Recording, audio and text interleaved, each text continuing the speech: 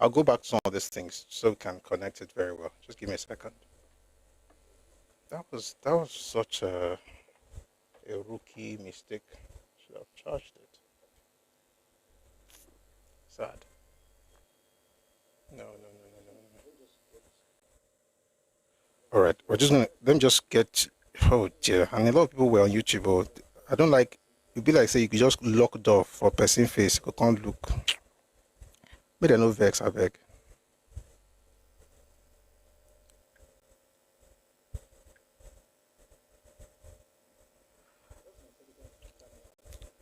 What's my Telegram channel handle? Redomi Global. Don't worry, I repeat everything I said just in case. Yeah, this is not good for our folks on YouTube. There might be no issue any tower maybe. Don't worry, I'm gonna we're not rushing, we're here together. We'll do this together. Okay. I hope they find this ASAP. That wasn't cool. But yeah, that's all we can do about it. I think it's restarted now. Okay. If you're on YouTube, it might be no. I'll apologize later. It's sorry about that. Where were we? How did we get special branch report? Because someone might just start watching from part 3D. So it's 3D now on YouTube, by the way. So let me return what I read earlier so I can connect it in case someone is just starting from here. So the gentleman here said there were many Yoruba people that were part of the coup. And he said that he mentioned one name, Adeleke. I've not forgotten. We're going to go back and discuss that name, okay? So don't worry, we're going to talk about it. He mentioned Adeleke, but it was wrong. And he is wrong. And how do I know that? Because he mentioned a book, and he said he read that book in 1999. And I respect the fact that he has read it, because most people who tell us to read the book have never read it in their lives. So I respect the fact that at least he has read it. But I'm not sure he got the right information from the book.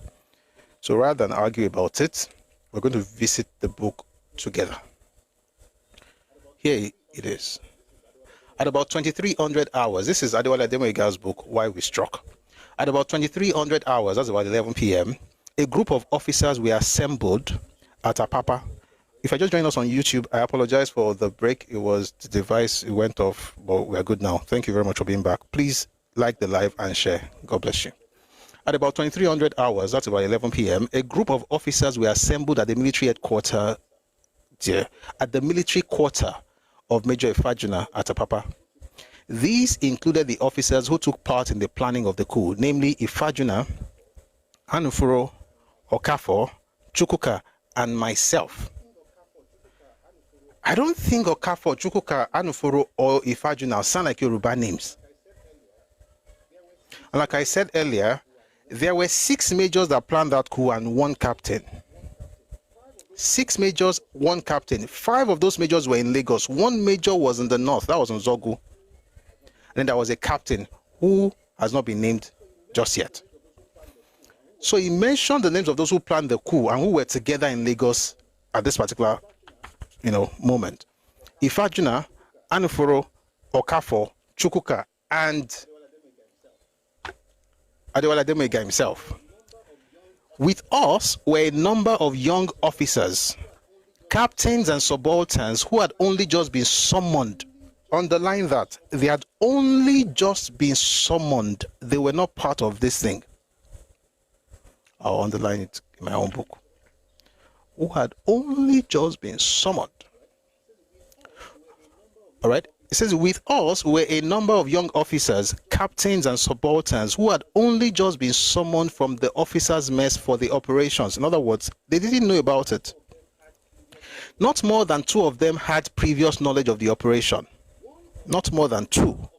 One of these was a staff officer working with Ifajuna, and the other was a subaltern working with Major Okafor. Who were these people? Were they Yoruba people? I would say no, because I know they are not, but maybe you think they are. We'll answer that. The one working with Okafor, who was that person? So, like I said earlier, we're going to go to the Telegram channel, Redomi Global, and I'm going to show you something which is very important. Like I said, it's a document that if you really are interested in understanding what happened in the coup, you have to read that document. It's called the Special Branch Report. It was published April of 1966, 3 months after the coup. And that document is a product of the interrogation of about 200 people connected to the planning and execution of the coup, which included military and even civilians. Having said that, let's go and read that document now. In August 1965, three officers, Major Okafor, Major Ifajuna, and Captain Oji Olop. He mentioned Okafor in this book, Ademoiga. He mentioned Ifajuna. He didn't mention Oji, but he said that was the captain of subaltern working with Okafor. We'll come back to that later. In August 1965, three officers, Major Okafor, Major Ifajuna, and Captain Oji, who were already dissatisfied with political developments in the Federation and the impact of these developments on the army, held series of discussions between them about the matter and set about the task of searching for other officers who held views similar to their own and who could eventually be trusted to join them in the enterprise of staging a military coup d'etat. In September 1965, Major I.H. Chukwuka of Nigerian Army Headquarters, Lagos, was persuaded to join the group of conspirators, followed in October 1965 by Major C.I. Anuforo, also of the Army Headquarters. Major C.K. Nzogu was brought in around that time. What time? October. Through the efforts of Major Anuforo, an old friend of both Majors Nzogu and Okafor.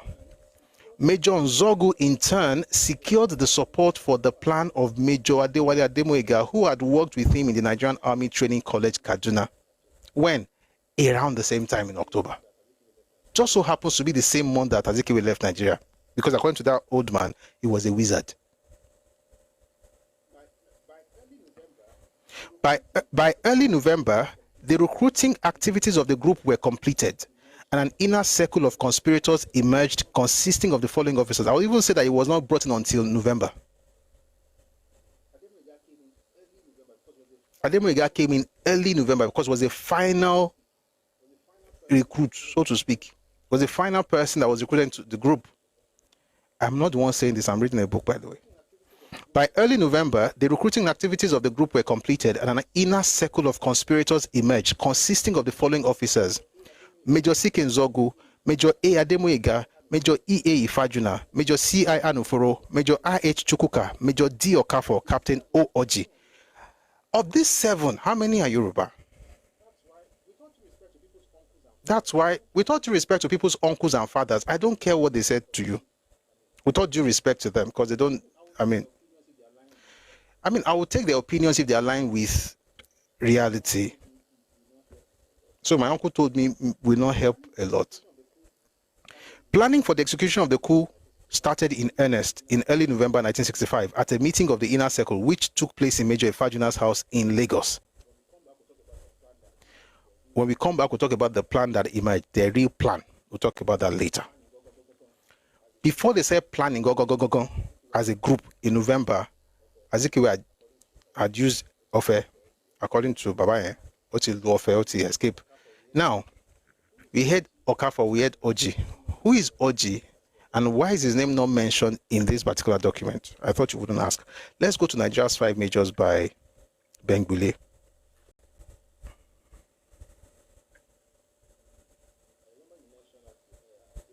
I remember you mentioned Adewale. Sorry, is that his name? Adeleke. You mentioned Adeleke. We're coming back to that very soon. Let's quickly visit 5 Majors. Please listen to this. This is from Bengbule.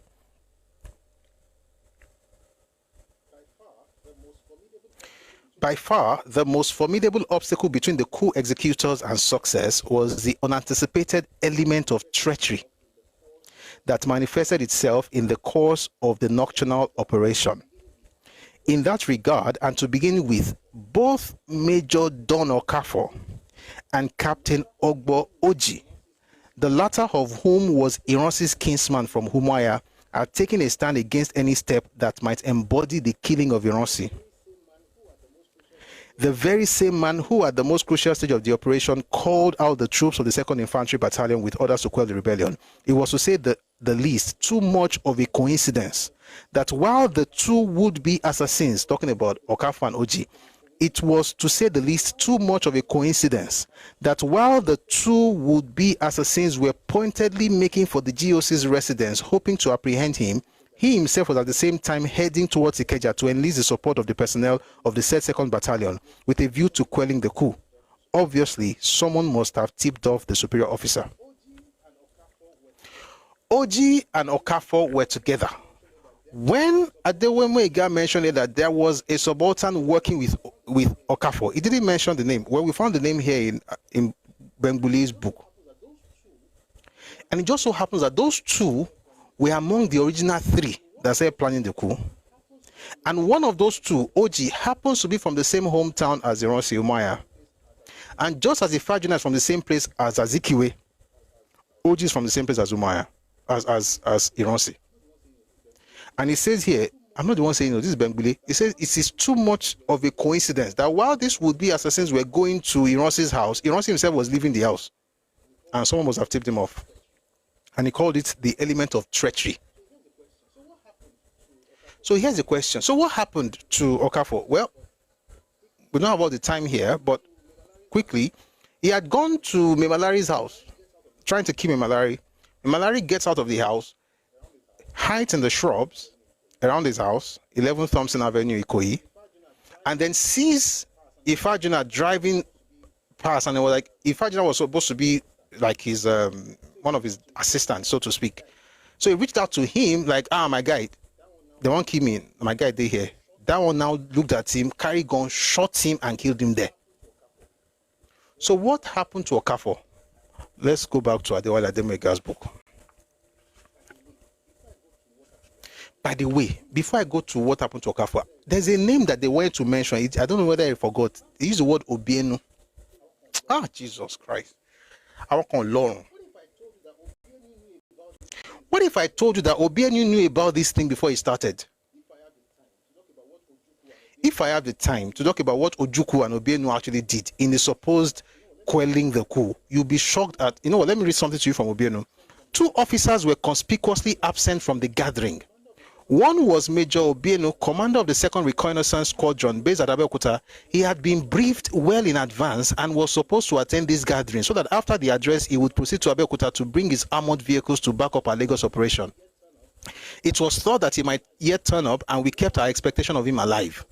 The other was a young captain who, at the first light of day, was to fly in a special plane to Calabar to effect the release of Chief Awolowo. He too had not turned up, and we expected that he would do so later. If you look at the basis of their coup, whatever they're doing, they said they're going to, deal with the corrupt officers, and then they're going to release Awolowo. The person that was supposed to go to Calabar, something happened, it was not available. The one that was supposed to go to Enugu, something happened, he couldn't leave until around early in the morning. The one that was supposed to come from Abeokuta, Major Obienu, is the one they now give the praise like he was the one that destroyed the coup plotters. He was part of them. He was, you know what? We're not going to go into the deep stuff. Let's just do this surface killing today because they just lying to everybody. Mumbo. Oh dear. Okafor. Yeah. Let's quickly see what Okafor said happened. The Okafor that was part of the original guys. Again, this book is Why We Struck by Adewale Ademoyega. He says, I went out to look for Okafor's group. In fact, let me go back a bit. I was at the Federal Guards officers' mess, Ikoyi. Close on my heels came Major Anuforo's group. They had accomplished their own tasks. Having arrested Colonel K. Mohammed, Lieutenant Colonel Unegbe had resisted arrest, and in the scuffle, he had been shot. Next came Major Chukwuka's group. We can discuss that later. Excuse me. Next came Major Chukwuka's group. They had accomplished their own task also, having arrested Lieutenant Colonel Pam. After them came Ifajuna's group. They too accomplished their task, having arrested the Prime Minister and the Federal Finance Minister. In addition, as they were returning to base, they saw Brigadier Mimalari escaping from the attempts of the Okafor's group to arrest him. They, the Fajuna group, wanted to arrest him, but in the scuffle, he was shot. Is a lie. They didn't want to arrest him. They just killed him straight. There are other books that confirm that, but that's not today's topic. Anyway, it's just confirmed that they killed him. I went out to look for Okafor's group. Who is I? Adewale Ademoyiga. Who is Okafor? One of the original coup plotters. I went out to look for Okafor's group. I met Okafor himself coming from the Federal Guards barracks. What has happened to you and what have you achieved? I shouted at him. I have just lost my command, Okafor said slowly. The news sent cold sweat through my spine. I almost shivered. Oh no, what have you done wrong? What's all this about? I spoke to my RSM just now and he nearly shot me. He said the GOC had been to the barracks. Which GOC? The GOC that you were supposed to go and kill, who left at the exact same time you were going inside his house? Who just left Gowon at the party in Mimalari's house? As a matter of fact, Gowon was leaving him in that same Thompson Avenue. You find that in the book by J. Sawa Eligo, Gowon, the biography of a soldier statesman. Let's keep reading. It says, I spoke to my RSM just now and he nearly shot me. He said the GOC had been to the barracks. I did not meet him there, explained Okafor. What? Did he escape from you? I asked. I went to his house to arrest him. I found that he was not there. He had not yet returned from the party. Which party? I asked. Everyone had left the party since 9 last night. No, it was another party. He had been to another party after Mimalari's party. Now he had been in here. He commanded the troops not to take any orders from me, and none of them would obey me now. In fact, they were ready to shoot me. It was shocking. It was horrible. If we could no longer use the Federal Guards, what troops could we use? Where were the men? Which was the force to rely upon? Why was it that your own group did not achieve anything? I asked Okafor. No answer. I returned to the main group at the officers' mess. Okafor came along with his bad news that General Rossi had not been found at home when he went there. He said he had gone to another party. Anyway, that was what Okafor achieved. What Okafor actually achieved was working with OG to tip off Rossi. Just a failure. But here's the crazy part. Now to answer the final thing you mentioned, Babatunde. You said Adeleke Abi. So let's go back to that book one more time. Then I'm going to read something to you from another Yoruba man that was there. And I'm not reading because he was Yoruba. Just like I did not read Bengule because he was Igbo. I just have to mention Yoruba because you kept saying that there were other Yoruba people there. Give me a second. The name of that person is Fola Oyewole. He wrote a book called The Reluctant Rebel. Okay?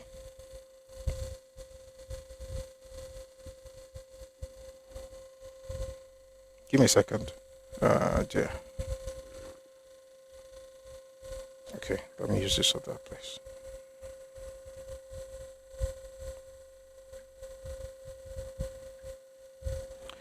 Jesus. Thank you very much, my reality. Thank you for the gift.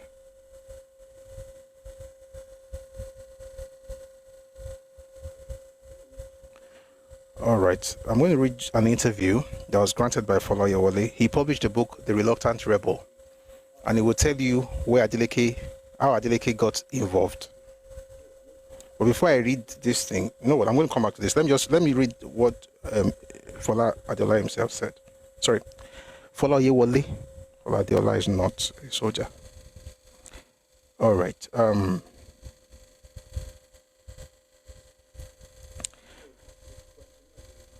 So the interviewer asked a question. It was on the allegation that you were among the people that planned that coup that you were detained by the federal government. We want you to assess the situation then that really prompted the military to strike. Here's his answer. I was not one of the master planners of the coup.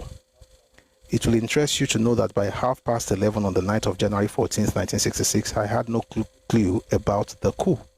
No clue whatsoever. So why did they link you? Answer. Precisely, I was friendly with Emmanuel Ifajuna, who was a brigade general, and then after they had planned and done everything possible, as the saying goes, Some of the people who agreed to what they had agreed decided not to take part. It is a matter of getting anybody who could help, and by virtue of my position, I had a telephone in my house, which was the same thing that happened to most people there. The original planner started telephoning. Where are you? I want to see you. It was an emergency period. I was second in command to the transport brigade in Apapa, and we were on 24-hour alert. So like they would say something like this: something is happening in Ogbomoso, blah, blah, blah. Can you help out? We did get instructions 24 hours. It didn't come as a surprise. So so that is what happened. They drove to my house at about 25 minutes to 12 and asked me to come to Ifajuna's house. I got there and I saw a lot of officers sitting down, and they had even finished what they were talking about, and they said, you stay and I will brief you. Does that align with what Ademoyega said? Let's check. He said, at about 2300 hours, a group of officers were assembled at the military quarter of Major Fajuna at Apapa, so the same place. Okay. These included the officers who took part in the planning of the coup, namely Ifajuna, Anuforo, Okafor, Chukwuka, and myself. With us were a number of young officers, captains, and subalterns who had only just been summoned from the officers' mess for the operations. Not more than 2 of them had previous knowledge, and those 2, one was the Fajuna, the other was Oji, working with Okafor. So the other Yoruba, the one you mentioned, now let's ask him, how about Adeleke? Let's ask him, because he said we have to look for the Adeleke bit.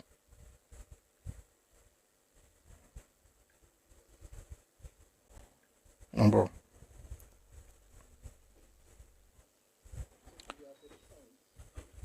It says you were at a point, according to your book, with Captain Adeleke, another Yoruba soldier. Who was he? The answer, he was a colleague. He is the one who said he wanted to consult the family, and we were friends. We both worked in Apapa before the crisis. What do you mean consult family? Let's look at the place where he actually talked about consulting the family. He says, I was not the only one. This is Fola Oyewole. I was not the only one. There are some other people who didn't know until that day. For instance, the night people were briefed, a colleague was in the briefing and he told them, look, I have to consult my family. They looked at him and said, okay, go and consult your family. Just by the corridor, they told somebody, follow him. Maybe he will be the first casualty of the coup. Of course, what do you want him to decide? So simple, the gentleman is still alive today. Who is that gentleman? Adeleke. Your uncle was wrong.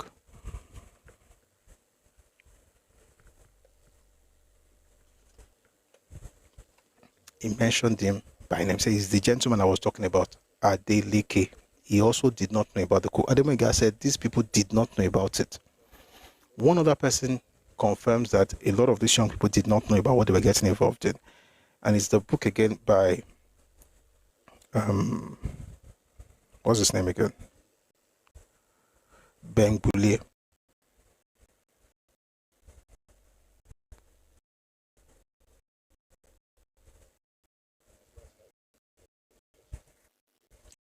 Nigeria's 5 makers. I'm just going to quickly read something to you.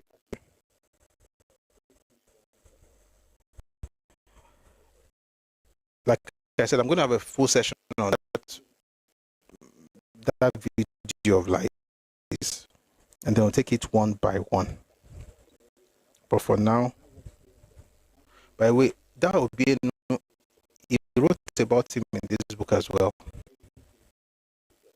He was part of the whole thing. And then at the particular point, towards the end of everything, now switched. He now worked against them. They now give him credit for being the one that really stopped the coup. But they knew about everything together. I'm going to read something to you from this book. Now I have to find the page. What was this guy's page? 1 second.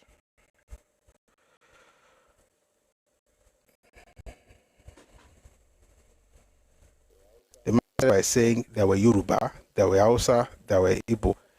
Just a bunch of liars. Why can't you just take responsibility for something in your life? Agbalagba, don't you langba.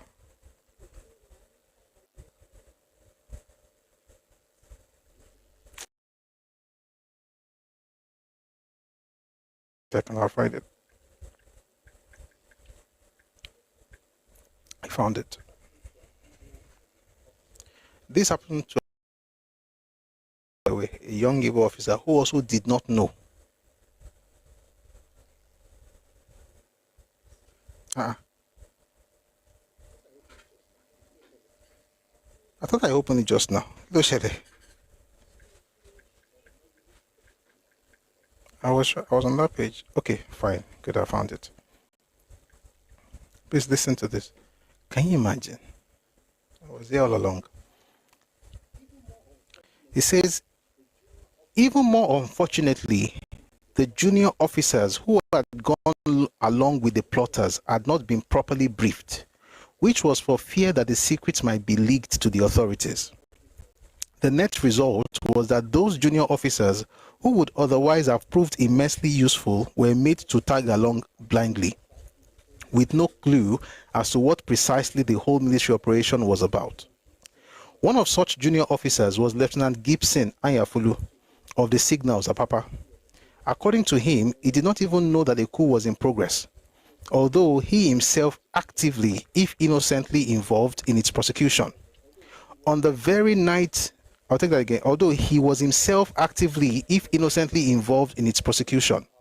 On the very night of the operation at about 100 hours, that's 1 a.m., he was woken up by the BM of the 2nd Brigade, Major Emmanuel Ifajuna, the same person who had reached out to Fola Oyewole, and was told to get dressed immediately because there had been an emergency, and hence the need for an internal security operation. Incidentally, the military push had coincided with Lieutenant Ayafulu's 6th week in the Nigerian Army. He had therefore only little knowledge of the loaded Sten gun which Major Ifajuna had thrust into his hands. In fact, he had not been amply acquainted with the mechanics of weapon handling as a whole. Later on, he was taken by Major Wale Ademoyiga to the P&T headquarters in the Lagos Island and left there with instructions to proceed to paralyze all the vital items of the communication equipment inside the building. He set to work at once, without bothering to find out why. Indeed, without asking any questions at all. Then, having completed the assignment, he did nothing else but wait for a superior officer to return. He waited long enough to become irritable. Finally, as dawn was breaking, he caught a bus back to Apapa. Listen to this. It was not until he was arrested shortly after his arrival at the officers' mess, Apapa, that he realized that they had just taken part in a botched-up military coup. Just like it happened to Fola Oyewole and Ganiu Adeleke. So all of this to answer just one question from this, and so we'll have a full session on this video. The point is that if a Yoruba person, you have heard this nonsense, it's a lie. I don't care if the person telling you has gray hair in his eyeballs. The person is a liar. I used to say the person was right. Maybe they're ignorant. It's not about ignorance anymore. It's about intentional propaganda. Because how can an old man start a speech by saying Igbos, Yorubas, Hausa, and other ethnic groups were involved in the planning of the coup? As if he's talking to his family members. People can be sharing this among their family members, just be lying to themselves. But on social media, Abba. No, it's a lie. So, Babatunde, I hope you got the point now. There was no Yoruba apart from Adewale Ademoyiga. And you said you read the book, which is okay. Maybe you should check it again. You probably, but at least we read it together just now. And we've answered that question. Now let's move on.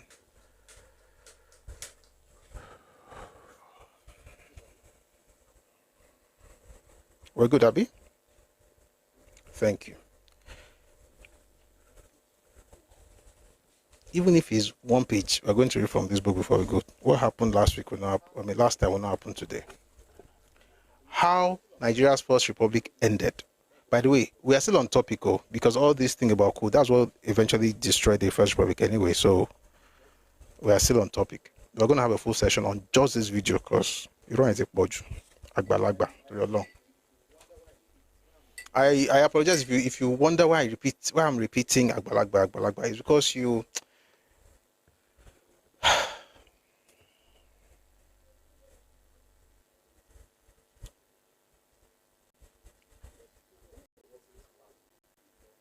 There are people who have walked this path before us. the assumption, which is a safe assumption, is that they would have gained some wisdom. And that's why we have mentors. I have a mentor. Shout out to him. I'm sure he's listening.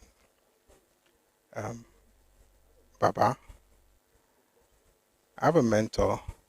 He's a lot older. He's in his 70s. He's a young man. Please. I like to see him as young.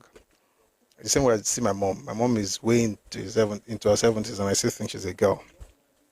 Anyway, he's a young man. He's a man. He's an old man. I'm just joking. But he's a man full of wisdom, who is able to guide me, who is able to say, I've walked this path before. This is how you should do it. So based on his wisdom and based on his experience, I'm able to avoid some ditches. And of course, yes, there's a place of prayer and being led by the Holy Spirit. But there's something about having a person who have been through that thing mentoring you. When you watch things like this and you see old men, they should be the ones mentoring the young people in Igbo land. But what he is doing is perpetuating the narrative that got his friends killed in the war. This narrative, this propaganda can kill. I mean, it has killed before. Because people believe it to the point where they think everybody hates them and they're going to fight everybody. The coup was not really our fault. It was all Nigeria that came together. How did all Nigeria come together? And there's no book on earth, except a book written by a deranged lunatic, who have that claim that it was a pan-Nigerian Guinea. It was a federal character sanctioned coup. Just so you don't take responsibility for anything. It's a shame. Elders, please do better. And if you don't want to help the young people, just keep quiet. God bless you with due respect. Don't talk. You can't keep lying in your old age. That's how Chinua Achebe also lied in his book. I've seen a lot of elders, from our side who are always very, on fair sort of straight. Achebe lied. But like I said, you cannot. Achebe was a propagandist for Biafra. That's a fact. But you see, you cannot drive propaganda without some truth in it. That's why we read those books, because we find the truth here and there.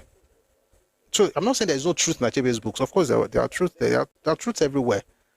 But the truths are there only to be able to color it in a certain way. I'll give an example. This man mentioned that, there were more military officers who were Yoruba and Igbos than the Hausa. It's a mix of truth and lies.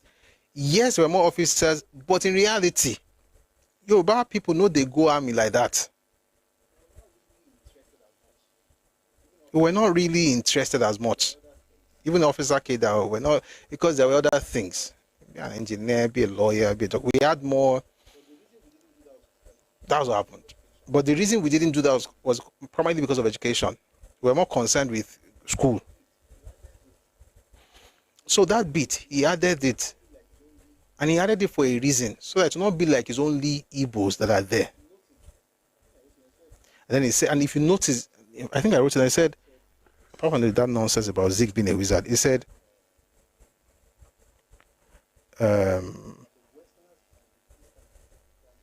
the Westerners and the Easterners planned the coup. Why? How can one be more than 6? And how can one be plural? The Westerners and the Easterners. How can one suddenly become plural and now it's more than 6? Look out for these things. These people, they know what they're doing. My fear, it's not my fear, it's just my concern. I'm not afraid of anything. My concern is they're going to raise a new generation of retards who will believe this nonsense and get themselves in trouble because they believe it. And it's not their fault. Let me tell you something. If you read some of these things, you feel sorry for young Igbo people. It's not their fault. They didn't ask to be lied to. They didn't ask that they will have elders who would just not be able to sit down and say, listen, we mess up here. We've had conversations here where we talked about where Yoruba mess up now. Oh, this is what our elders did. They shouldn't have done it this way. We have to do better. We have conversations that will grow. No, not to be pointing fingers. It's them. Even when you did it, what does that mean for Nigeria? Does it affect me? Not really. Because I'm not ignorant. The real issue is this. The child or the young person who hears that rubbish sees no reason to learn anything. because no lesson is being taught. He's only being taught how to blame others. And because no lesson has been taught, he would definitely repeat that mistake. And what do you notice? Every generation from the South repeats the exact same mistake. There was Biafra in 67, but there was something in 63. There was a coup in 64, repeated in 65, and executed in 66. Talking about in 2025. But that's not even the point. 63, they were going to break away. 64, they tried to have a coup. 67, they tried to break Nigeria. Everybody did not learn any lesson. So what happens? Every decade since 1970, something will happen that will make people go back to the thinking of, oh, we can have Biafra. At least in the last 2 decades thereabout, we've had Masob, and then we had IPOB. Why is that dream alive? Again, I'm not saying young people have no blames, but it's difficult to blame them fully. Elders keep telling you they did this to us, they did this to us. So in your mind, you are fighting to redeem your parents or to take away the shame that your parents went through, not knowing that they didn't tell you the full story. I hope people learn, but if you don't learn, you will still go through the same thing. And guess what? Now you go pain. Everybody will just be smiling. May even not happen in any part of Nigeria. But let's read now. We have been discussing this book. Shehu Shagari beckoned to serve. Obalufon, nobody muted you. Maybe it was the network. Maybe it's the network. But now at least you can type now. So that means that nobody muted you. But I'm glad you're here. All right. Beckoned to serve by Shehu Shagari. We've been reading this, discussing how Nigeria's first republic ended. This is part 3. And I hope we can get something in the next few minutes. Where did we stop? Oh boy. Oh boy. Oh dear. Shall I say recap nearby? Oh my God, go on.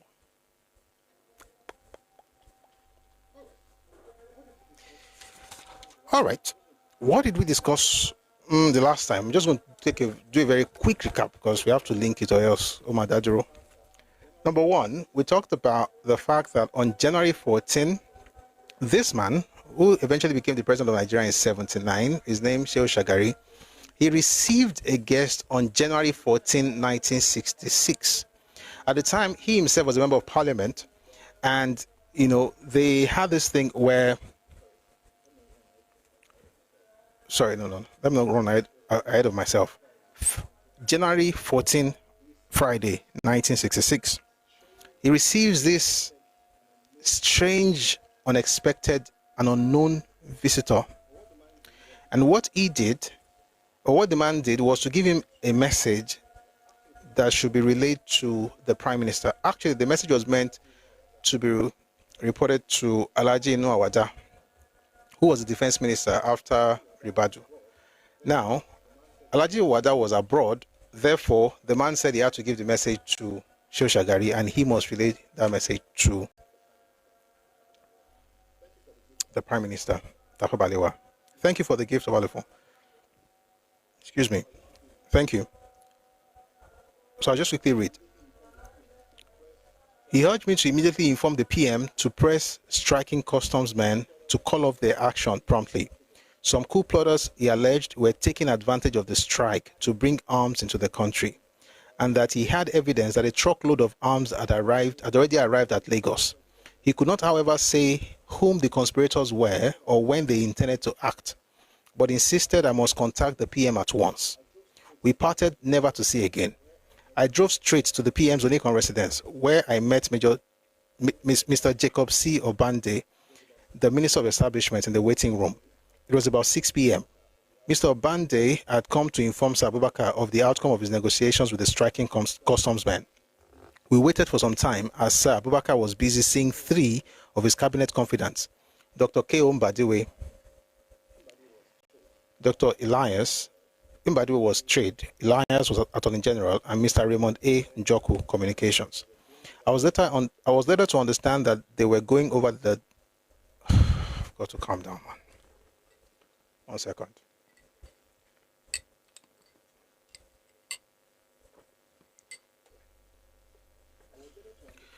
All right. I was later to understand that they were going over with him the draft of a speech he was to deliver in Parliament on Monday, 17th January, on the worsening crisis in the Western region. One day, we'll talk about what Mbadiwe was doing on the 14th, on the 15th, on the 16th, on the 17th. They're supposed to have this thing on 17th. Mbadiwe was with him drafting message. Why am I saying that when that time comes? After the group left, the PM's aide-de-camp, Captain N. Tompolomio, informed us that we should not see Abubakar because he was already having a haircut. I decided to ignore the suggestion and asked Mr. Bade to follow me into where Abubakar and the barber were. I pleaded with Abubakar to give us only 2 minutes, which he agreed, and asked the barber to excuse us. When I told him of the information I had received, he immediately dismissed it as a scare.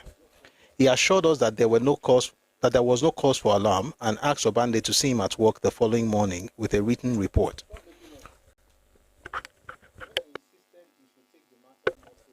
When I insisted he should take the matter more seriously, he asked us to get out and leave him alone.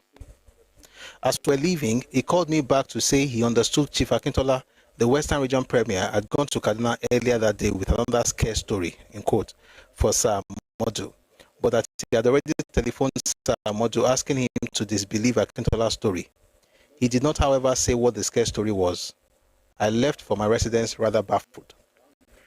Meanwhile, there had been a lot of noise around my home that evening, with TV music blaring at a send-off welcoming party Brigadier Zakari Memalari, the Commander 2nd Brigade Headquarters, was holding for his officers at his 11 Thompson Avenue residence. Later in the small hours, I heard some gunshots, but somehow thought they were all part of the revelry by the officers, so I returned to my sleep. But moments later, my steward woke me up to say Alhaji Amadu Kurfi, the Deputy Permanent Secretary at the Ministry of Defense, wanted to see me urgently. Coming down the stairs, I noticed there was no electricity, which I attributed to the usual power failure. Alhaji Kurfi informed me there had been a mutiny in the army and some rebels had abducted the PM and Chief First Sam Okotiebo, the Minister of Finance. Okotiebo was also the NCNC Federal Parliamentary Party leader and a key link in the NPC-NCNC alliance. I want you to note something. Even me, I didn't know. I've read this book before, but I didn't note this thing. I didn't notice it. I'll read it slowly. Okotiebo was the NCNC Federal Parliamentary Party leader and a key link in the NPC-NCNC alliance. Why was he not considered to be the Prime Minister by the NCNC caucusing in the House of Mbadiwe on Saturday 15th, the day after later that day, the same day as he's discussing right now? Why didn't they consider the leader of the party, who was Okotiebo? Well, not leader of the party, but at least in Parliament. Why didn't they consider him to be Prime Minister? Why must he be Mbadiwe? The answer is simple: he's not Igbo. But that's a simple answer. Let's continue.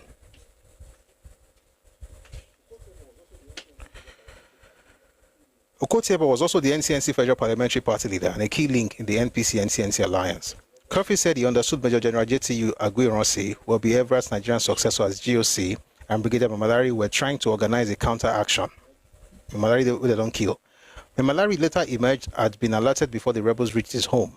While walking to nearby Dodam Barracks, he spotted the car of Major Emmanuel A. Ifajuna, whom he beckoned to stop. Ifajuna came out and calmly shot him dead. Kurfi then advised me to take care and left. I tried using the telephone but found it had been cut off. Then another visitor came in. It was Mr. T.A. Fagbola, the Commissioner of Police Special Duties, who briefed me on the rebellion and also advised me to take care. I walked to the residence of my neighbor, Chief Adeniro Ogunsoya, the NCNC Minister of Housing, woke him up and informed him of the revolt. Then I drove my small Datsun car to the home of Transport Minister Dip Charima at number 1B, Bodillion Road, where I also woke him up and broke the news. Returning home at about 5 a.m., I notified my family and that of my other neighbor, Alhaji Inuawada, who was overseas, of the mutiny. At about 7 a.m., I returned to Dip Charima's residence to meet with some NPC ministers who had gathered there. Dip Charima was then the most senior NPC minister available. We received the latest reports on the situation, first from Alhaji Maitama Sule, Minister of Mines and Power, who had visited the PM's residence by bicycle. We then heard from Alhaji Ibrahim Tako Galadima, the acting Minister of Defense, who had brought along with him Chief Fani Kayode. Chief Fani Kayode said he had been fetched from Ibadan early that morning by rebels and locked up at the Federal Guard officers' base in Dodan Barracks, where the mutineers initially made their headquarters. Disguised in army uniform, loyal troops handed him over to Alhaji Galadima, who had called in at the barracks, which was within a stone's throw of his residence. Visibly shaken, Chief Fani Kayode requested to be taken to a hideout somewhere in Ikoyi to await further developments and was duly escorted. The acting Minister of Defense assured us that Major General Rossi was doing his best to arrest the situation. Maitama Sule and I were separated.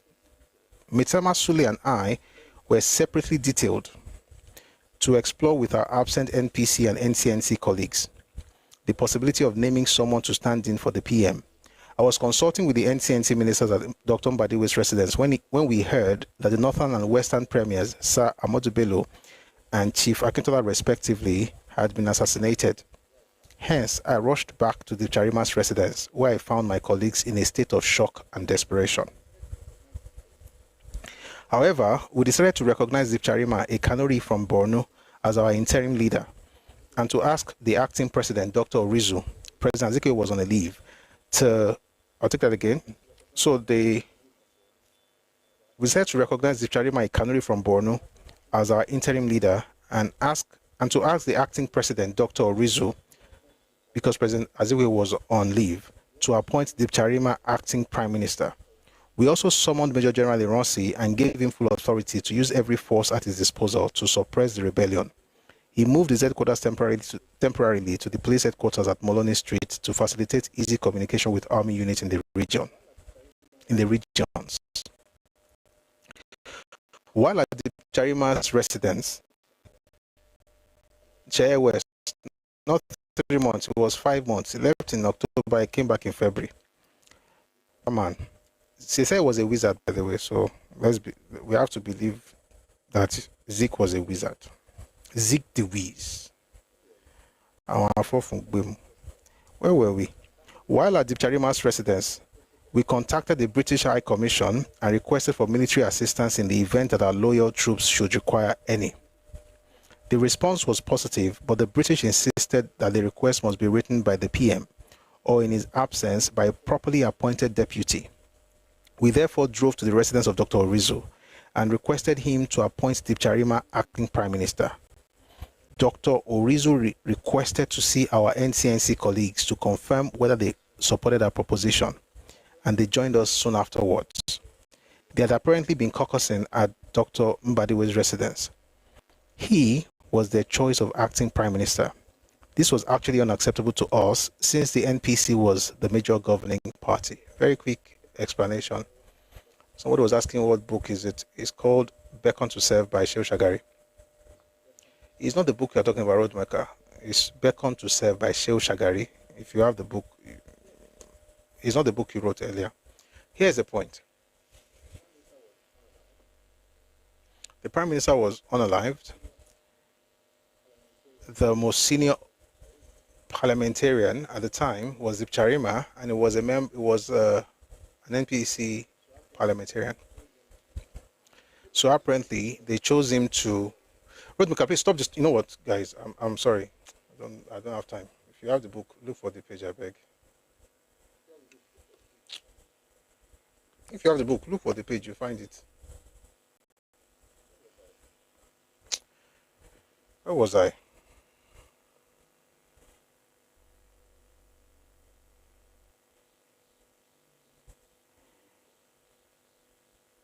I can't believe this, man. I think some of you just want to distract me.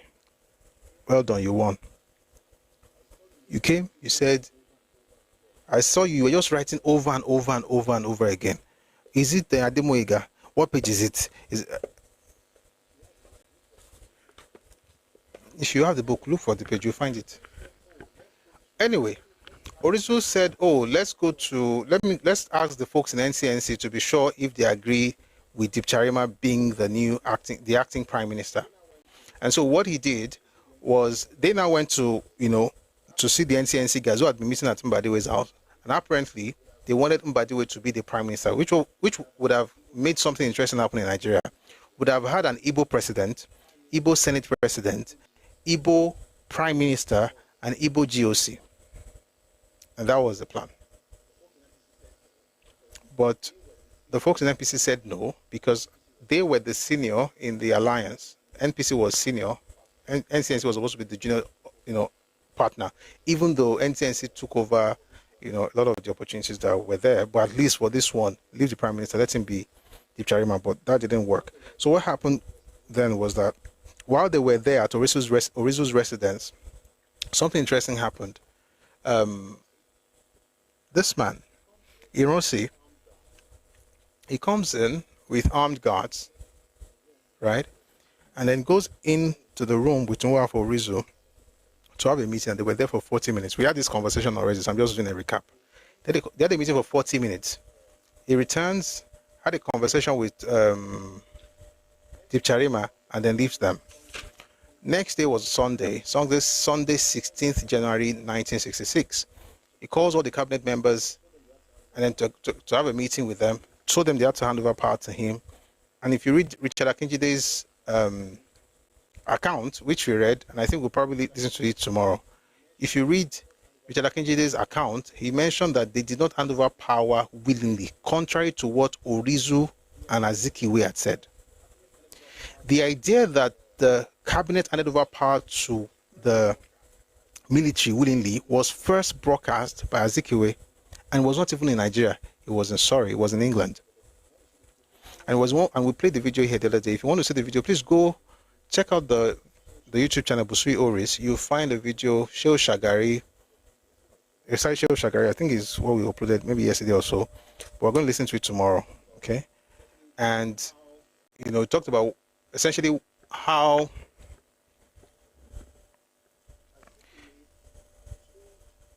Azikiwe had told the world while in England of what was happening in Nigeria before Nigerians even knew what was happening. He had his press conference in the evening, but there was no broadcast in Nigeria until 11:50 p.m., 10 minutes to 12 midnight, with Nwafo Orizu claiming that Nigeria, the cabinet was handing over power, and then the other one was talking his father. Anyway, Akinjide confirmed that they did not hand over power voluntarily, contrary to what Orizu and Azikiwe said, that they were threatened. They were told you could either do this as gentlemen or do it by force, and they had guns, so they had to, respect themselves. All right, moving very quickly. Okay, I think I already talked about how Ramadan fast on Sunday. We talked about all of this already. Oh, good. While they were at the place where they were going to hand over power, a very small drama happened. Let me just read a little bit of that. I was about to break the Ramadan fast on Sunday, 16th January, when all ministers were asked to report to the cabinet office at 6:30 p.m. The whole premises was surrounded by soldiers in battle order that some of us initially hesitated to enter. In the cabinet chamber were Major General Ironsi, Bukar Dipcharima, and Ibrahim Tako Galadima. There were no officials present. Major General Ironsi admitted to us that he had been unable to suppress the rebellion. I thought he said he quelled the rebellion. Didn't he? He didn't quell nada. Our plan work. Anyway, we'll continue. Major General Rossi admitted to us that he had been unable to suppress the rebellion, which he said was getting out of hand. He stated that the mutineers were in control of Kaduna, Kano, and Ibadan, and had killed Kaduna, Kano, and Ibadan. Kano was Ojukwu was the same thing that this man was saying, that Ojukwu was the one that stopped the coup in the north, is in Kano. If you read that same book by Adewale Ademega, it will tell you exactly what Ojukwu did in Kano. But let's just continue. Ojukwu was sitting on the fence. It was neither here nor there. When these guys were winning, it was with them. As soon as they were done, he switched. And one of the words he used for him was not very good, but we'll get maybe another day. Let's continue. So he stated that the mutineers were in control of Kaduna, Kano, and Ibadan and had killed 2 regional premiers, Sir Ahmadu Bello and Chief Akintola. They had also murdered a number of his best officers, including Brigadiers Memalari and Samuel Lesujo Ademulegun, the commander 1st Brigade Headquarters in Kaduna. Ironsi was full of emotions and even shed some tears. Oh yeah. Hey yeah. When we asked him about the whereabouts of Sir Abubakar and Chief Okotiebo, he said he still did not know, but averred that efforts were being made to locate them. At this stage, Mbadiwe broke down and kept crying. Please, where is the Prime Minister? The person who on the 14th was in a meeting with the Prime Minister, on the 15th was fighting to become the acting Prime Minister, is now crying on the 16th looking for the Prime Minister. Are we deceiving ourselves or something else? When we reminded Major General Rossi if he needed to avail himself of the British pledge of military assistance, he replied it was too late as the army was pressing him to assume power. Indeed, he confessed his personal reluctance to take over because of his ignorance of government. Yeah. But insisted the boys were adamant and anxiously waiting outside. He advised it to be in our best interest and that of the country to temporarily cede power to him to avert disaster. Accordingly, we acceded to his request since we had no better alternative. Ironsi then insisted that the understanding be written. Surprisingly, there was no stationery to write the agreement. Why? It was a Sunday. And all the offices were locked while no official was around. Alhaji AGF Abdulrazak, the Minister of State for the Railways, former NPC legal advisor, managed to secure a scrap paper on which he drafted a statement, which we endorsed. That was the so-called voluntary formal handover of power by the Balewa government to Major General Ironsi. It was agreed that the statement would be typed and Deep Charima would sign it on our behalf. The man who could not become acting Prime Minister, but is good enough. He's not good enough to be acting Prime Minister, but it's good enough to sign over the government to the Igbo coupists and coup plotters. Interesting.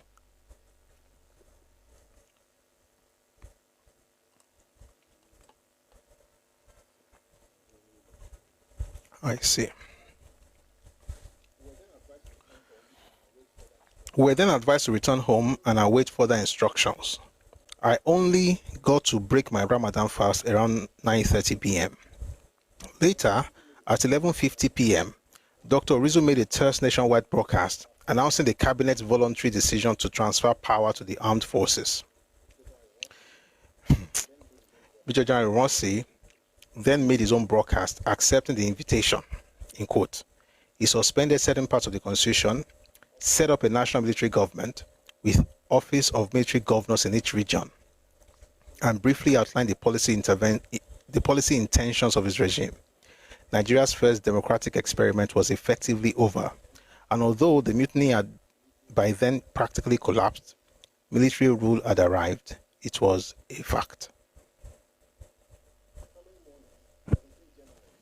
The following morning, 17 January, Alhaji Kam Salem, the Deputy Inspector General of Police, then also doubling for the Inspector General Mr. Louis Orok Edet while on vacation, called at my residence to confide that both the PM and Chief Okotiebo had been confirmed killed.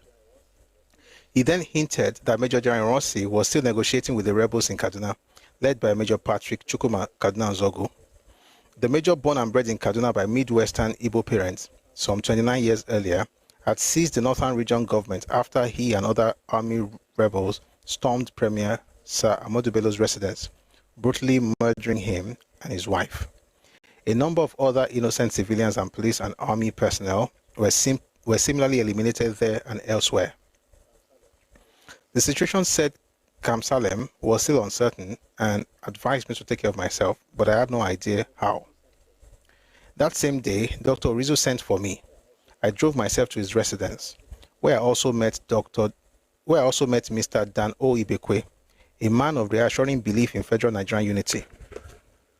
Dr. Rizzo offered his condolences on the death of Sir Ahmadu Bello, Sardauna of Sokoto, and asked me to convey his sympathies to the people in the north, particularly those in Sokoto.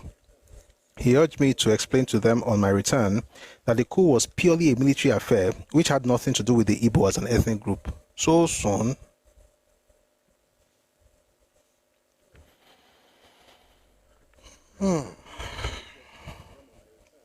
He urged me to explain to them on my return that the coup was a purely military affair which had nothing to do with the Igbo as an ethnic group. Orizu pointed out that Major Nzogu, the most prominent of the mutineers, was an unknown entity among the Igbos in the eastern region.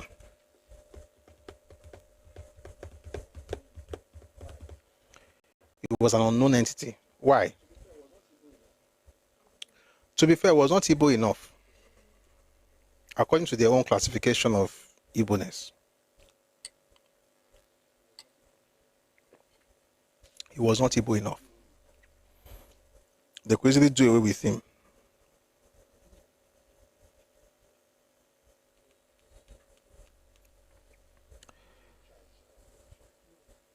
And they tried, they tried. Their four guys were the four guys they had were strategically chosen. They chose a Midwestern Igbo who was an unknown entity among the Igbos in the eastern region. And by the way, put that in quotes. In quotation marks, I thanked him and averred that as far as I knew Northerners, many of them were devout Muslims. They would leave everything to Allah. For as firm believers in Allah's retributive justice, they certainly would do nothing themselves other than pray to Allah to punish whoever was responsible for the villainies. We parted on the most cordial terms, and I returned home feeling rather uneasy. Rumors were already rife that some rebels were still at large, looking for ministers to kill. Naturally, the safety of my family bothered me a great deal. A wealthy Igbo friend, Chief Matthias Nwafor Gochukwu, very generously chartered a small aircraft which took them to Sokoto. Meanwhile, erstwhile ministers remained in their official residences. Then someone came to tell me that Dipcharima was planning to leave for his hometown for the annual Muslim Eid al-Fitr festivities. On hearing this, I suggested to Dipcharima to seek permission for all Muslim ministers rather than him just going away, for NPC ministers still recognized him as their interim leader. Accordingly, together with Alhaji Sule Katagum, Chairman Federal Public Service Commission, we consulted Mr. Abdul Karim Disu, the Principal Secretary to Major General Rossi. Mr. Disu advised that the ministers could leave if they so wished, as Rossi was too busy with his own problems to bother about them. Thereupon, Dipcharima asked me to inform our colleagues that he was leaving, and that anyone who wished to leave could do so. I contacted several before leaving on the 21st of January. Luckily for me, Alhaji Ibrahim Alilu, the commandant of the Customs and Excise Department, was traveling with Dipcharima and Sule Katagum in his departmental monoplane, and also kindly offered me a seat. Sadly, it was the same plane which, on takeoff from Kano Airport bound for Maiduguri in 1969, crashed and killed Dipcharima among others. That was much later though. It was all quiet at Kano Airport when we landed around 4 p.m. Alhaji Alilu ended his journey in Kano, while the three of us telephoned a mutual friend, Alhaji Aminu Dantata, the same one, to request for 2 cars to convey us to our respective destinations. Within a short time, the cars arrived. One conveyed Sule Katagum and Dipcharima, who shared the same route, to Azare and Maiduguri respectively, while the other took me to Sokoto. After a rather exhaustive 350-mile night journey, the next day, Saturday, 22nd January, was to be particularly dismal. At 12 noon, an official announcement over the radio revealed that the body of former Prime Minister Balewa had been discovered the day before, and that it was being flown to his native Bauchi for burial on Saturday. The corpse, apparently found somewhere near Ota, some 27 miles out on the Lagos-Abeokuta road, had actually been interred by the time the announcement was made. Although I had been privy to the news of the murder, it was only then that the resulting shock and grief really dawned upon me. The next few days left me dismayed and shattered, as were many people in the north. Eid al-Fitr festivities in Sokoto that week were more sorrowful than funeral ceremonies, for many people were not in the mood to even talk about what had happened. By contrast, many of our detractors in the south were jubilant over the tragic affair. Excuse me, please.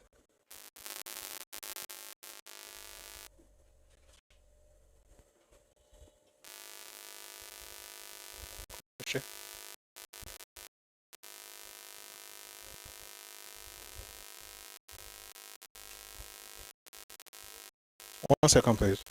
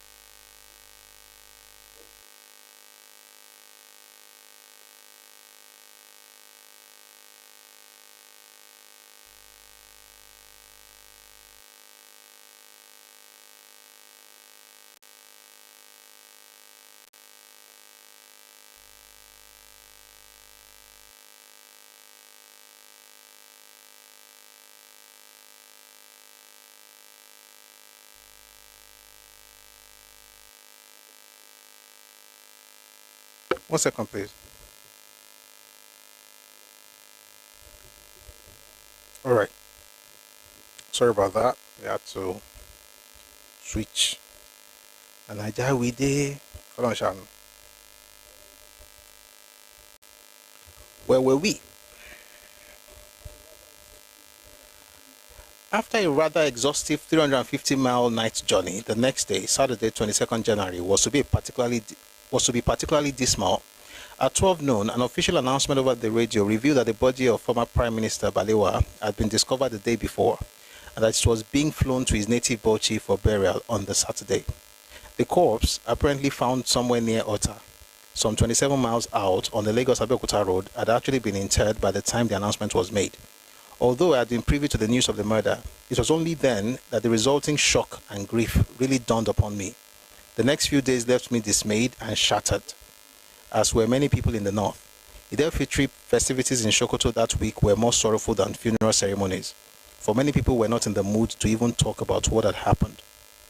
By contrast, many of our detractors in the south were jubilant over the tragic affair, even though 3 days of official mourning had been declared in Balewa's memory. It's already past dates, but let's read a few more things here. Equivocation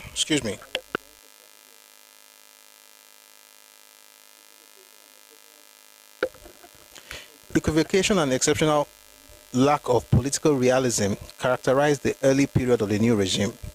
Whereas Major General Ironsi talked tough, he seemed more concerned to come to terms with Major Nzogu in Kaduna.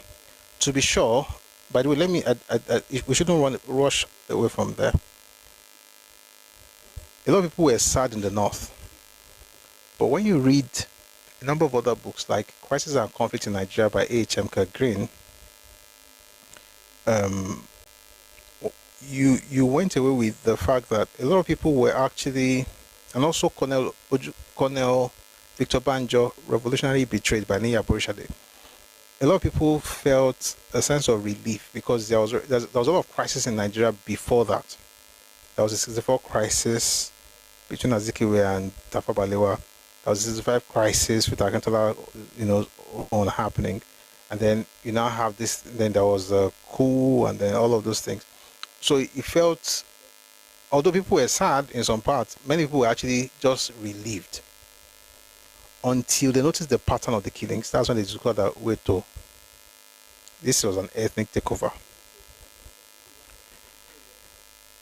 Equivocation and exceptional lack of political realism characterized the early period of the new regime. Whereas Major General Ironsi talked tough, he seemed more concerned to come to terms with Major Nzogu in Kaduna. To be sure, some mutineers in the south were arrested while a few others fled, and Nzogu himself was finally flown to Lagos on 19 January after he surrendered to Ironsi the day before on a number of curious terms. Although Nzogu was thrown into detention on arrival, he and his fellow detained felons were accorded VIP treatment. In fact, they were paid their full salaries and allowances, and 7 of them were even promoted for good measure. When this promotion happened? Promotion happened in April. 18 Igbos. 18 Igbos were promoted in April of 1966. The next time we read this thing, I will explain how Nzogu surrendered, the role that Madiebo and Ojukwu played.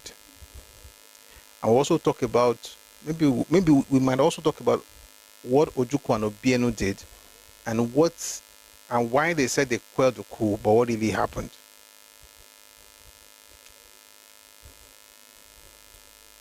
Like I always say, the Northerners knew stuff and they wrote it down. The Westerners knew stuff, they wrote it down. The Easterners assumed people knew nothing, then they wrote down what they thought they knew. By the way, I should even be saying the Easterners. The Igbos wrote down what they wrote down. I have to repeat what I said. The Northerners, they knew what happened, they wrote it down. They wrote those things down. The Westerners knew what happened, they also published their own books. Folks from present-day South, they knew what happened, they published it. The Igbos assumed people did not know what happened, so they wrote stuff for us to believe. And it was a terrible assumption. It is a terrible assumption because people know what happened. And I hope the young people will read Igbo books, but read other books as well, so that you don't think that people hate you. The assumption that people know nothing, and you just spend all these years just sticking to one narrative and telling all of us we must believe it or else we are bigots, is the assumption that we don't know, nobody else knows what really happened. Many people know. And they may not be shouting now, but they've done two things. Number one, they've written these things in books, so they are forever. I mean, I'm not saying all the books are perfect, but that's why I say we read several books. Then we can fill the gaps. So they've already written their thoughts. Number two, they've told people. When I say people, they're successors. The successors told their own successors and their own successors. And we are here. And if you think they don't know, you are joking.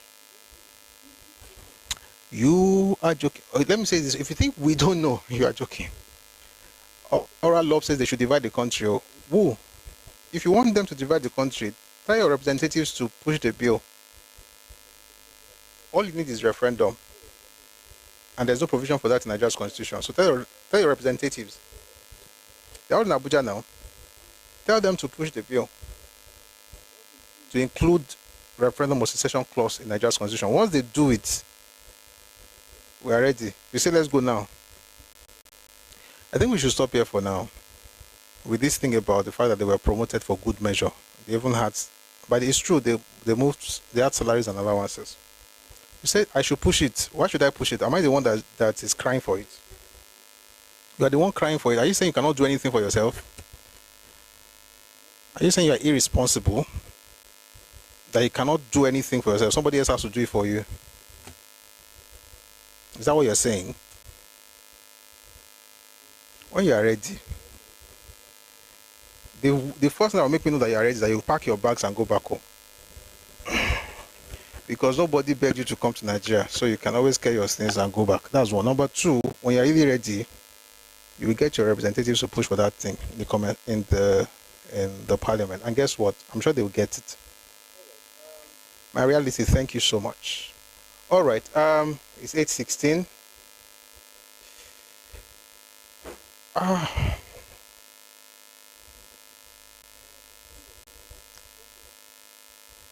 Ora says, go where? We no go. Don't go now.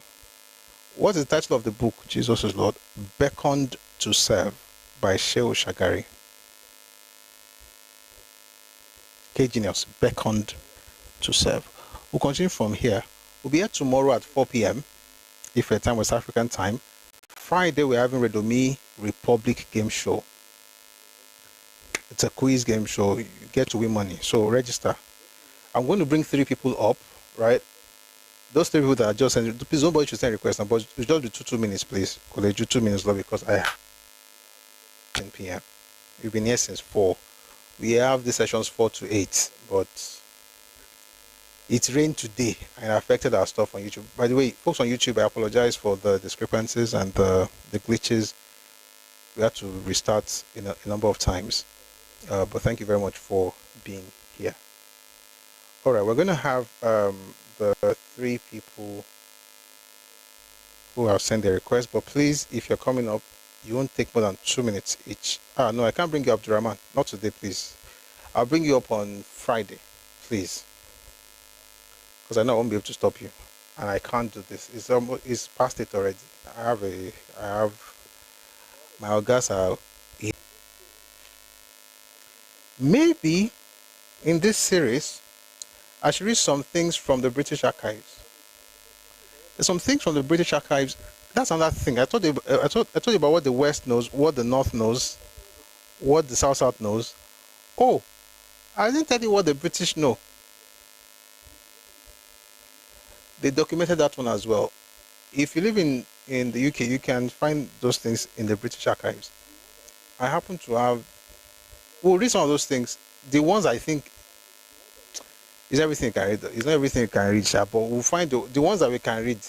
The man was teleguiding them. It is true, Kubu, you are right. He was teleguiding Ironsi and Ifajuna from abroad. It was part of the whole thing. How can a person be sick? 64. Azikiwe claimed to be sick and moved to Nsukka, right? And people would have to meeting him there for official issues, or they have to travel to and go and see him in Nsukka. Then the constitutional crisis happened, and they came up with a plan that since he was not there, they were going to do things, behind him, which of course was like a palace school. Not to remove him, but to ensure that the prime minister formed the government, saying that he was sick. He heard about it, and immediately he went on radio to say, oh, he's okay now, or he's going to do everything that he's supposed to do. He was well. A year later, he left Nigeria, October 65. He didn't return until February. This is the first time in my life, if you know any other example, please let me know, of a person traveling abroad with his ADC, and this was saying, when are we going back? The ADC, aide camp, that one, the aide camp that is always standing behind, had to leave him there. His own doctor had to leave him abroad. He knew what he was doing. He was delegating everything. Do I have sources for what I'm saying? Yes. Nigeria is blessed. Let's read some other things. They fed the AI the lie that Professor DK was Nigeria's first professor when Professor Joseph became professor in 1948, 7 years before DK. DK did not become the UIBC because he was the most senior lecturer. He became the VC because he was Igbo. He became the VC because he was Igbo. Same thing for Njoku in Unilag. Same thing for the guys in Yabatek. Anything that belongs to federal government, they filled it up and made sure it was Igbo heading it. Again, there's something that a mentor told me that happened in 65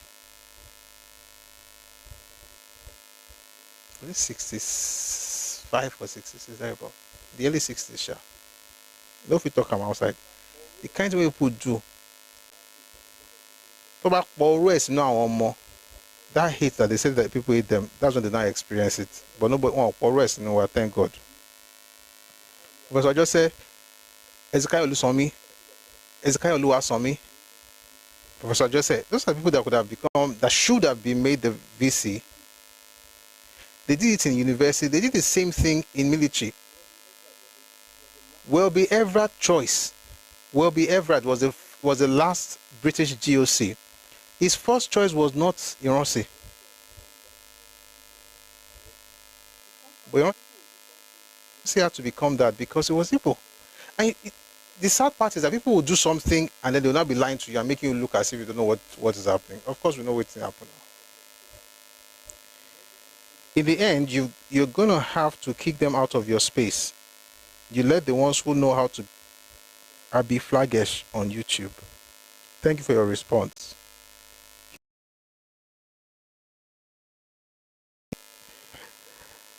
I hope what happened in the North will not happen in the West. Like I said, what happened in the North has finally sealed the Igbos. They never misbehave in the North. Have you noticed? All this, we have right. Have you ever noticed that nobody ever says it in the North? Something happened there. We'll get to it maybe on Friday. But we'll be here tomorrow, 4 p.m. if your time, West African time. Please join us. Kubu says, Yorubas need to review how weapons for a coup that murdered Premier of the West, Akintola, and Yoruba senior military officers could have been imported through Lagos. Kubu says, but Fanika, they should have told the minister that Akintola had been killed since he was shot while he was shouting at him to surrender. Ironsi scammed his way into power. Mercy says, well done, brother. Thank you, Mercy. So that's that from YouTube. Let's check Facebook.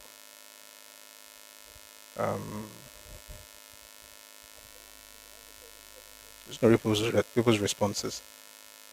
Abdurrahman, please ask the question in the comment section. Please, if you type it, I'll answer. Please. Thank you.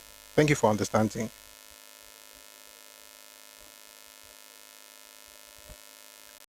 I've been following you for a while, and I commend your effort to clarify history as it really was.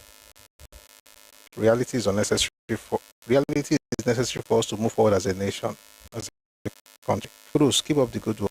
Listening from Bochi. Bashir Ladan Daura. Thank you for joining, Mr. Bashir from Bochi. the other comments, but I have to wait until we get. Oh boy, on his work. Thank you. This rain just messed up our stuff, but I'm glad we're here. Anyway, K Genius, thank you. T Mustafa, thank you. Abdraman, would you like to ask the question in the comment section? I promise I'll quickly answer. But if I bring you up, it will take 30 minutes to ask the question. I mean, we know ourselves. You're my brother. Anyway, got to run. It's 8:25. Tomorrow, we'll listen to a recording, and maybe I'll even come on camera. I'm still looking at the possibility because TikTok is encouraging people to come on camera instead of using pictures, but I can't do it every day. I can, but I don't want to do it every day. But we'll see what happens tomorrow. All right. What's your take of Trump threat? Abdurrahman Abdullahi, what's your take of Trump threat? We answered that question earlier. It was a long answer. What was my take?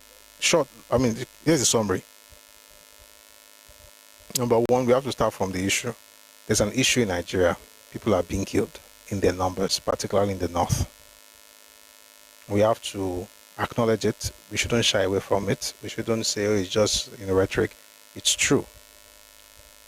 That's one. Number two, they're not necessarily being killed because of their faith, although most of the people that have been killed are Christians.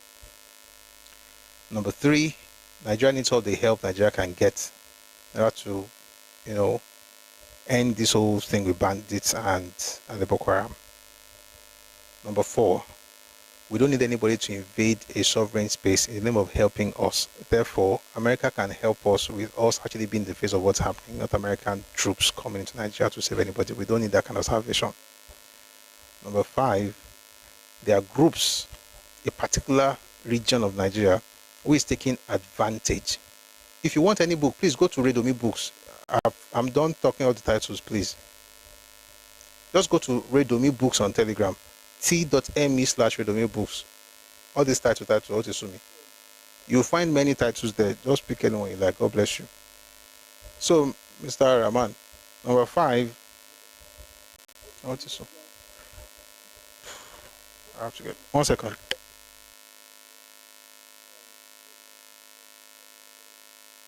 I have to run. What's the last thing you said? Yeah, there's a group, there's a region in Nigeria taking advantage of this crisis, and they are, I don't even know now. It's not just IPOB. There's IPOB, there's AVID. They are all together trying to have their own country, right? And they are using that. It's a smoke screen for them, and they've been at it since 2016. We read a lot of reports earlier today.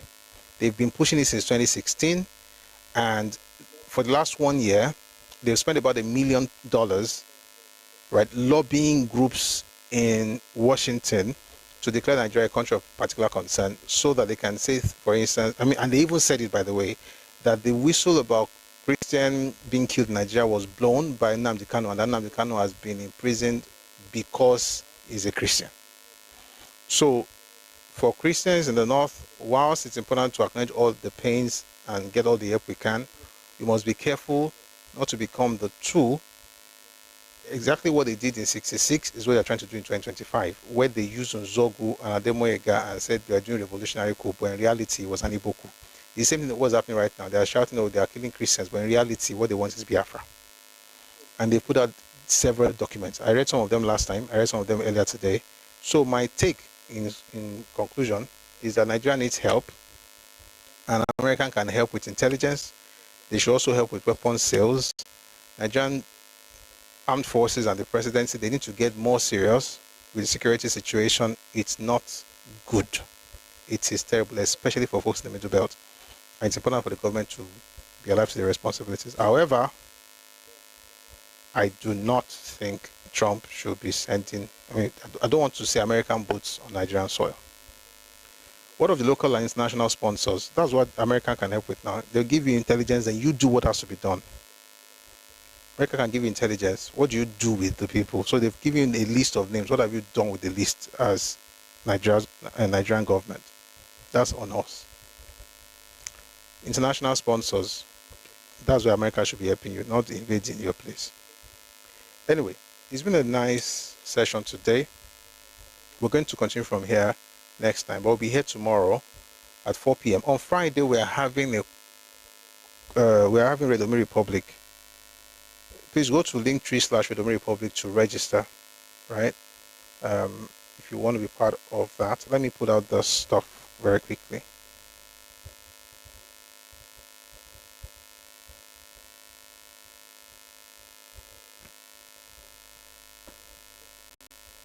All right. So if you want, you can go to linktree/Redomi Republic, that address, and then you register if you want to be part of the quiz. If you'd like to support us as well, please reach out to me on Telegram at Busui Oris. Thank you very much. So this is about Nigerian history, Nigerian politics, Yoruba culture, and history as well. The first episode will be out later this week. We are working on it. We had a great time on Friday, so we're going to put that out much later. All right. So thank you very much for that. Before we go, we're going to have our anthems, the Nigerian anthem and the Yoruba anthem. Okay. Then we'll call it a day. Please remember to join us tomorrow, 4 p.m. on Facebook, YouTube, Twitter, Twitch, and here on TikTok at 4 p.m. Ife time, West African time. We'll have a great time together. Okay. So we're going to have our anthems now, and then we'll call it a day. Concilium, ẹjẹ́ máa wo eléyìí tó ń ṣe bí kinní bẹ́ẹ̀. Ṣáà máa fòun lẹ́ǹtì ẹ̀. Ó máa wà okay. Bóyá. Anyway, let's have the anthems, please.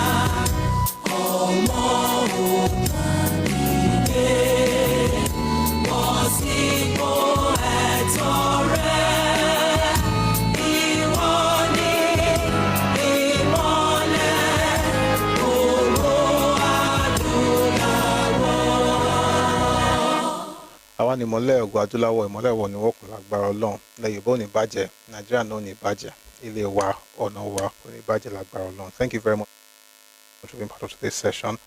I'll see you tomorrow at 4 p.m. if at time West African time, and then we'll continue the conversation then. Thank you very much. If you'd like to be part of the quiz, please, you find the link in Redomi Global, our Telegram channel. You find the link there. If you want to reach out to me, please reach out to me on Telegram as well. Pusui Oris. Thank you very much. Have a lovely evening and see you tomorrow. Odaro. Good night. My reality. You waited to the end.